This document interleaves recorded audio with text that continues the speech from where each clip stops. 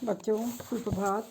मैं डॉक्टर सुमन गुप्ता, सह आचार्य समाजशास्त्र, राजकीय महाविद्यालय नावा नागौर। बच्चों आज हम करेंगे संस्कृति के दो प्रकार,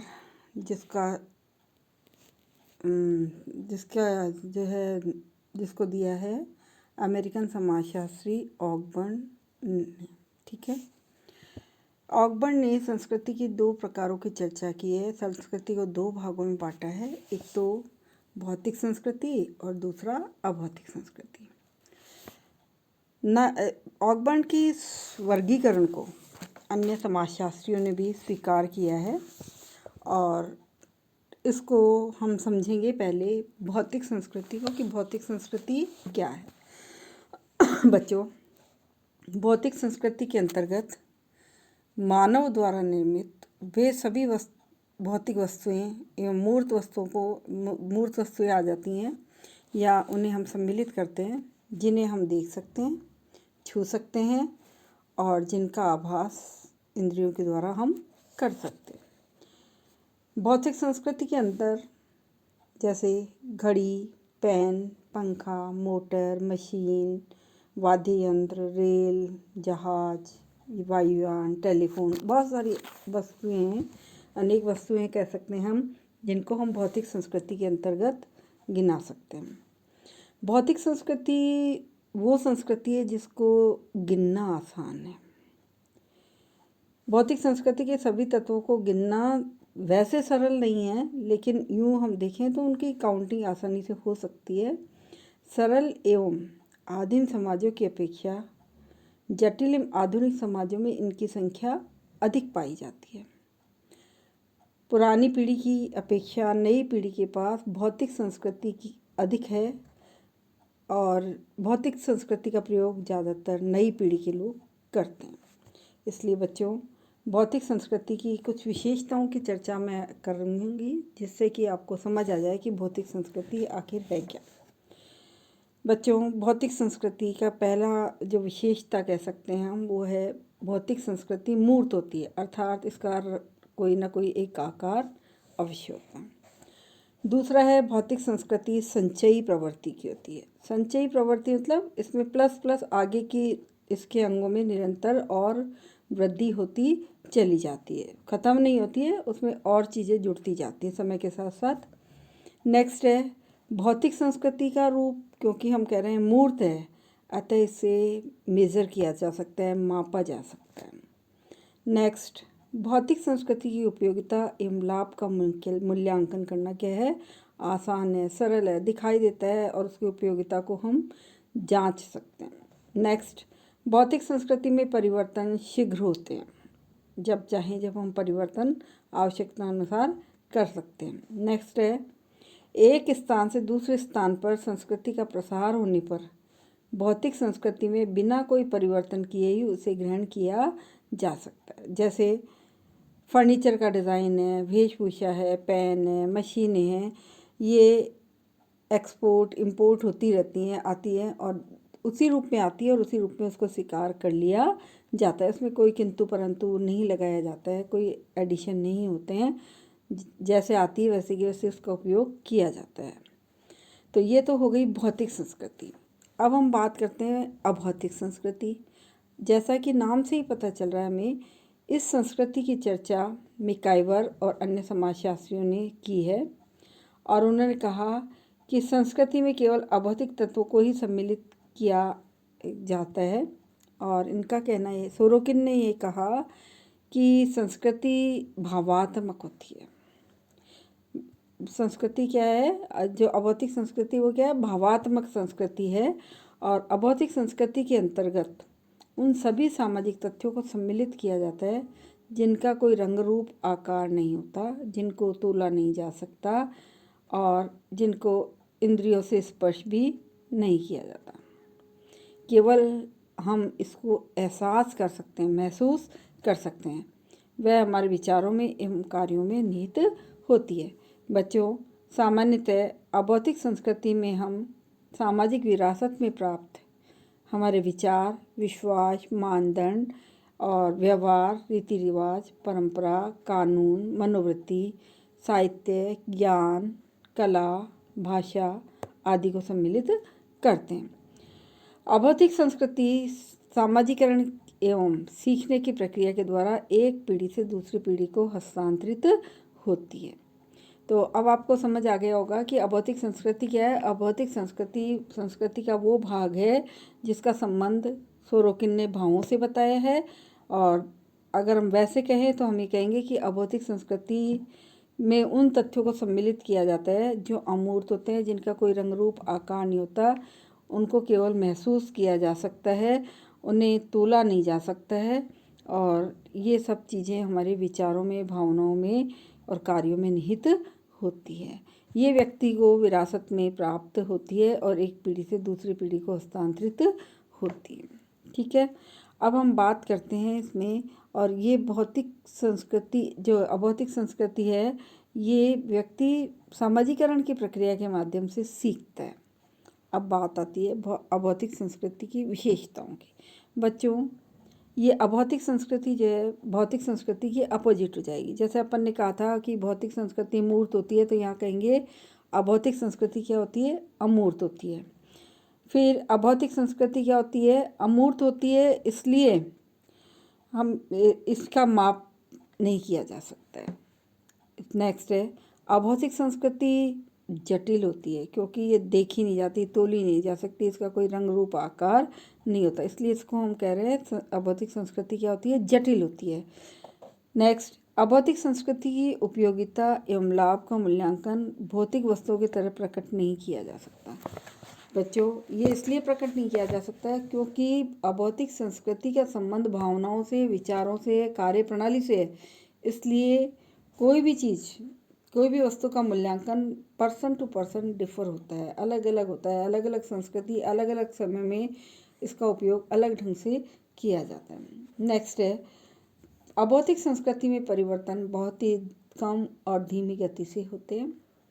नेक्स्ट, सांस्कृतिक प्रसार के दौरान अभौतिक संस्कृति के तत्वों को उसी रूप में ग्रहण नहीं किया जाता, बल्कि उनमें थोड़ा सा परिवर्तन देश काल समय परिस्थितियों के साथ साथ आ जाता है। नेक्स्ट और अंतिम, अभौतिक संस्कृति का संबंध मानव के आध्यात्म एवं आंतरिक जीवन से होता है। तो अपन ने बात की भौतिक संस्कृति की और अभौतिक संस्कृति। तो ये छोटे क्वेश्चन में आपसे पूछा जा सकता है, भौतिक और अभौतिक संस्कृति में दो अंतर बताइए, या भौतिक संस्कृति किसे कहते हैं, अभौतिक संस्कृति किसे कहते हैं, या 4 चीज़ें दे दी और उसमें से कह दिया आपको अभौतिक संस्कृति के जो है अंग उनको छांटो, या भौतिक संस्कृति के कौन कौन से उदाहरण हैं उनको बताइए, है ना। तो इस तरह से हो सकता है। या आपसे पूछा जा सकता है भौतिक और अभौतिक संस्कृति किसने दी, तो आपको पता होना चाहिए ऑकबर्न ने दी है। ठीक है, फिर इसके बाद अब बात आती है भौतिक एवं अभौतिक संस्कृति में अंतर। बच्चों, बहुत ही आसान है ये अंतर की बात, क्योंकि आपको भौतिक और अभौतिक संस्कृति अगर समझ आ गई तो अंतर स्वतः ही आपको समझ आ जाएगा। सबसे पहला जो अंतर है वो है, अपन ने कहा अभौतिक संस्कृति अमूर्त होती है और भौतिक संस्कृति क्या होती है, मूर्त होती है, पहला अंतर। दूसरा अंतर है भौतिक संस्कृति में परिवर्तन अभौतिक संस्कृति की तुलना में जल्दी होते हैं, या यूँ कहें कि अभौतिक संस्कृति में परिवर्तन तीव्र गति से होते हैं और भौतिक संस्कृति में परिवर्तन जो है वो तेज़ी से होते हैं। तो अभौतिक संस्कृति भौतिक संस्कृति की अपेक्षा धीमी गति से बदलाव लेती है, और यूँ भी कहें कि उसमें थोड़ा स्थिरपन भी होता है, बहुत जल्दी जल्दी बदलाव नहीं आ पाता है। नेक्स्ट है, अभौतिक संस्कृति का संबंध मानव के आंतरिक जीवन से होता है, जबकि भौतिक संस्कृति का संबंध बाह्य जीवन से। नेक्स्ट, अभौतिक संस्कृति में वृद्धि धीमी गति से होती है, जबकि भौतिक संस्कृति में तीव्र गति से होती है। जैसे भौतिक आविष्कार जितने भी हुए, कितने ही प्रकार की नई मशीनें, नई वस्तुएं बनी, जब हमारे विचार और प्रथा, लोक रीतियों आदि में कोई विशेष परिवर्तन जबकि नहीं आया है, तो हम कह रहे हैं कि अभौतिक संस्कृति में परिवर्तन धीमी गति से और भौतिक संस्कृति में तीव्र गति से आता है। नेक्स्ट, भौतिक संस्कृति की अपेक्षा अब अभौतिक संस्कृति की अपेक्षा भौतिक संस्कृति शीघ्रगामी है, मतलब इसको जल्दी से स्वीकार कर लिया जाता है। दो भिन्न जब यूँ कहें कि जब दो भिन्न सांस्कृतिक समूह संपर्क में आते हैं तो एक दूसरे की भौतिक संस्कृति को तो जल्दी से स्वीकार कर लेते हैं, लेकिन रीति रिवाज और परंपराओं को धीमी गति से स्वीकार करते हैं। उनको अपनी आदत में लाने में जोर आता है या समझना होता है कि हमारे लिए उपयोगी है या नहीं है। नेक्स्ट है, भौतिक संस्कृति के मूर्त होने से उसको मापा जा सकता है, लेकिन अभौतिक संस्कृति अमूर्त होती है, इसलिए इसको मापा नहीं जा सकता।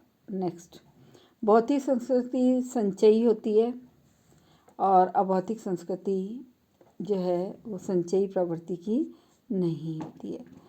फिर नेक्स्ट, भौतिक संस्कृति सरल होती है, अभौतिक संस्कृति जटिल होती है। और अंतिम बात जो कहेंगे वो ये है कि भौतिक संस्कृति का मूल्यांकन लाभ और उपयोगिता के आधार पर किया जाता है।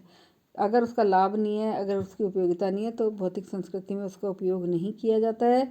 जबकि अभौतिक संस्कृति का मूल्यांकन भौतिक वस्तुओं की तरह उपयोगिता से नहीं किया जाता है, बल्कि इसका संबंध मानव के अध्यात्म से है, इसलिए इसे महसूस किया जाता है और मापा नहीं जा सकता। तो बच्चों, इस तरह से अपन ने आज बात की अभौतिक संस्कृति और भौतिक संस्कृति की परिभाषा, अंतर और विशेषताओं की। और अब अपन बात करते हैं संस्कृति के लक्षणों की। बच्चों, संस्कृति को समझने के लिए मजुमदार और मदान ने संस्कृति के कुछ लक्षणों का उल्लेख किया है। उनको शॉर्ट में मैं आपके सामने जिक्र कर रही हूँ। जैसे पहला जो लक्षण है उसमें उन्होंने कहा संस्कृति का इथोस और इडोक्स पक्ष। मानव शास्त्री क्रॉबर कहते हैं कि संस्कृति के दो पक्ष हैं, और उनका ये कहना है कि प्रत्येक संस्कृति का निर्माण इन दोनों पक्षों से मिलकर ही होता है। कौन कौन से दो पक्ष हैं? इथोस और इडोस। तो इन सब दोनों पक्षों की बात हम करेंगे। संस्कृति के नियामक तत्वों से उसका जो औपचारिक एवं बाह्य रूप प्रकट होता है उसको तो हम कहते हैं इडोस, समूर्तता पक्ष। और संस्कृति का दूसरा पक्ष वो होता है जो गुणों, प्रेरक मान्यताओं, थीम्स कह सकते हैं, या लय और उसकी अभिरुचियों को प्रभावित एवं निर्धारित करते हैं। इसे हम संस्कृति का इथोस पक्ष या अमूर्त पक्ष कहते हैं। तो इस तरह से बच्चों अपन कहेंगे कि इथोस कहा जाने वाला पक्ष वह है जिसकी रचना संस्कृति की भावात्मकता के साथ होता है। इडोस की जब हम बात कहेंगे तो हम कहेंगे ये संस्कृति का दूसरा पक्ष है जिनका ज्ञान इंद्रियों के माध्यम से किया जा सकता है। इस तरह से हम देखते हैं कि प्रत्येक संस्कृति के क्या होते हैं? दो पहलू, एक दिखाई देने वाला बाह्य पक्ष और एक दिखाई ना देने वाला वो है आंतरिक पक्ष। ठीक है। नेक्स्ट बात हम करेंगे संस्कृति के प्रकट और अप्रकट तत्व। बच्चों, कुलुखोन ने संस्कृति के दो तत्वों की चर्चा की, प्रकट और अप्रकट तत्व। ठीक है। मानव इंद्रियों के द्वारा हम संस्कृति के प्रकट या बाह्य रूप का क्या करते हैं? अवलोकन करते हैं। और अवलोकन करने में आँख और कान का महत्वपूर्ण स्थान होता है। कान से सुनकर और आँख से देखकर हम संस्कृति का अवलोकन करते हैं। तो संस्कृति के बाह्य अथवा प्रकट तत्वों के बारे में जानकारी प्राप्त कर सकते हैं हम कान और आँख से। दूसरी ओर संस्कृति में कुछ ऐसे अप्रकट तत्व होते हैं जो दिखाई नहीं देते, जिनका अवलोकन नहीं किया जा सकता है, या यूँ कहें कि केवल अनुभव प्रशिक्षित व्यक्ति ही इसका अवलोकन कर सकते हैं। तो इस तरह से ये हुई अप्रकट संस्कृति। और यही कारण है कि ये तत्व मानव व्यवहार में नित अभिप्रेरकों एवं मनोवेगों के रूप में होते हैं, जिनसे कर्ता स्वयं भी प्राय परिचित नहीं होता और न ही कभी ऐसी आवश्यकता पर विचार भी करता है। किसी भी संस्कृति के अध्ययन के दौरान बच्चों उसके प्रकट और अप्रकट दोनों तत्वों का उल्लेख किया जाना आवश्यक होता है। नेक्स्ट है संस्कृति निर्धारणवाद। बच्चों, कार्ल मार्क्स ने इस सिद्धांत की चर्चा की है और उन्होंने कहा कि सांस्कृतिक विचारधाराएं, सामाजिक एवं राजनीतिक संरचनाएं सभी आर्थिक कारणों के द्वारा ही निर्धारित होती है। अर्थात हम ये कहेंगे इसके विपरीत संस्कृति निर्धारणवादियों का कहना है कि समाज, आर्थिक संगठन, राजनीतिक व्यवस्था सभी कुछ कौन निर्धारित करता है? संस्कृति के द्वारा निर्धारित किए जाते हैं। वहीं टाइलर ने कहा है कि समाज के सदस्य होने के नाते मनुष्य को संस्कृति प्राप्त होती है, किंतु संस्कृति निर्धारणवादी ये नहीं मानते हैं कि, और ये नहीं कहते हैं, संस्कृति निर्धारणवादी मानते हैं कि संस्कृति की अभिवृद्धि एवं क्रियाशीलता स्वयं संस्कृति के अपने नियमों के द्वारा क्या होती है? संचालित होती है। संस्कृति की व्याख्या करने के लिए मानव शारीरिक, मानव मनोविज्ञान तथा मानव समाज इतने अभी सक्षम नहीं हो पाए कि वो इसको वैसे ही अध्ययन कर ले। तो इस तरह से हम संस्कृति निर्धारणवाद में समाज के वे सभी पक्ष आ जाते हैं जिसमें धर्म, राजनीति, अर्थव्यवस्था आदि को परिवर्तित एवं निर्धारित करने में संस्कृति को ही प्रमुख भूमिका निभानी होती है। तो बच्चों, इस तरह से हमने देखा संस्कृति निर्धारणवाद। अब इसके नेक्स्ट है संस्कृति बनाम व्यक्ति। लिंटन ने इस अवधारणा की बात की है और उन्होंने कहा कि जो लोग परंपरावादी होते हैं उनके लिए संस्कृति ही भूमिका एवं निर्देशक होती है। ठीक है, संस्कृति उसके लिए व्यवहार के प्रतिमान तय करती है, और यही नहीं बल्कि संस्कृति उसके व्यक्तिगत और सामाजिक अस्तित्व के लिए भी क्या है? आवश्यक सुविधाएं भी प्रदान करती है। संस्कृति के बिना मनुष्य, आपको पता ही है, जीवित नहीं रह सकता है। इसलिए संस्कृति मनुष्य के लिए मुक्तिदायिनी भी मानी जाती है।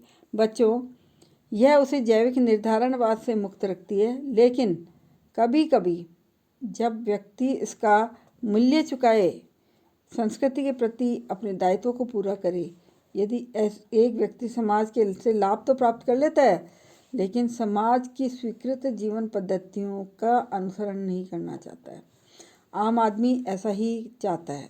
तो इस तरह से हम देखते हैं बच्चों कि इसी रूप में संस्कृति मानव की निर्देशक है। संस्कृति व्यक्ति को मार्गदर्शन करती है कि उसे कौन सी चीज़ माननी है और कौन सी नहीं माननी है। ठीक है, इसके बाद अंतिम जो है संस्कृति और सभ्यता।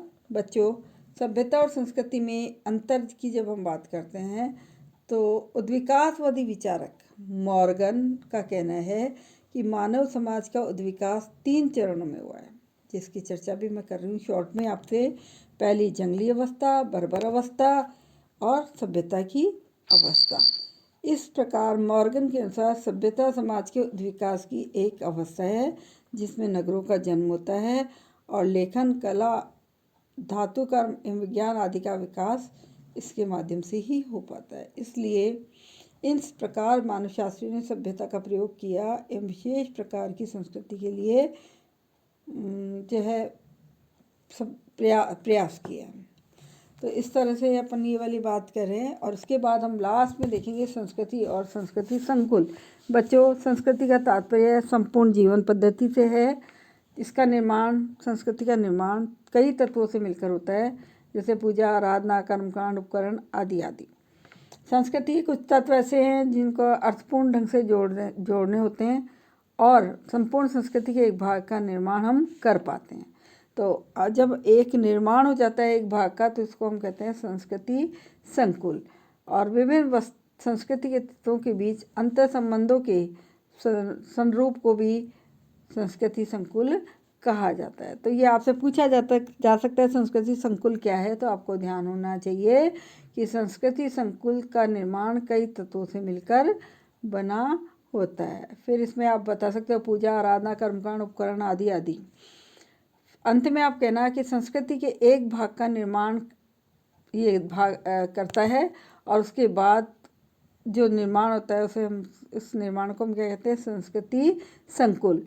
विभिन्न सांस्कृतिक तत्वों के बीच अंतर संबंधों के स्वरूप को भी संस्कृति संकुल कहते हैं। संस्कृति संकुल जो है वो एक बहुत बृहत अवधारणा है जिसकी चर्चा हम बाद में करेंगे। आज के लिए बच्चों इतना ही, मिलते हैं कल फिर से।